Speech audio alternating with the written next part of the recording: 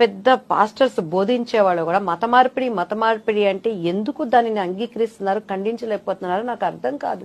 యేసయ్య ఎక్కడ నేను మతం అని చెప్పలేదు. I'm the way, I'm the truth, I'm the life అన్నాడు. నేనే మార్గం, నేనే సత్యం, నేనే జీవం. ఆయన మార్గాన్ని నేను ఎంచుకున్నాను, ఆయన సత్యాన్ని నేను నమ్ముతున్నాను. ఆయనే సత్యం, ఆయన మాత్రమే సత్యం అనేది నేను నమ్ముతున్నాను. ఆయనే జీవం అన్నాడు. ఆ జీవం ఏంటి?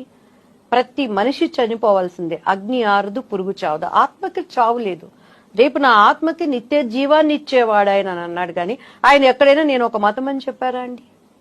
క్రైస్తత్వం మతం అని ఎవరు చెప్పారు? అది మార్గం. ప్రతి క్రైస్తవుడు దాన్ని ఖండించాల్సిన స్థితిలో ఉన్నారు.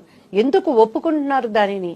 పెద్ద పెద్ద వాళ్ళు సంఘాలు పెంచుకుంటున్నారు, చర్చిల్లో విశ్వాసాలు కూర్చోబెట్టుకుంటున్నారు. కానీ అరే బాబు, ఒక్క రోజున ఒక ధర్నా చేసి ఇది మతం కాదండి, నేను హిందువుని, నేను భారతదేశంలో పుట్టాను, క్రీస్తుని నా స్వరక్షకుడిగా అంగీకరించాను, అది కాదంటానికి ఎవరికి రైట్స్ ఉంది? ఇప్పుడు మీరు పూజలు చేస్తారా ఇంట్లో? ఇప్పుడు శ్రావణ మాసం పూజలు కావచ్చు, మిగతా పూజలు అంటే నేను క్రీస్తుని తెలియనప్పుడు నేను చేసేదాన్నండి. ఇప్పుడు చేయట్లేదు. అంటే ఎందుకు చేయట్లేదంటే సృష్టించిన సృష్టికర్తను మర్చిపోయి సృష్టాన్ని పూజించాల్సిన అవసరం నాకు లేదు.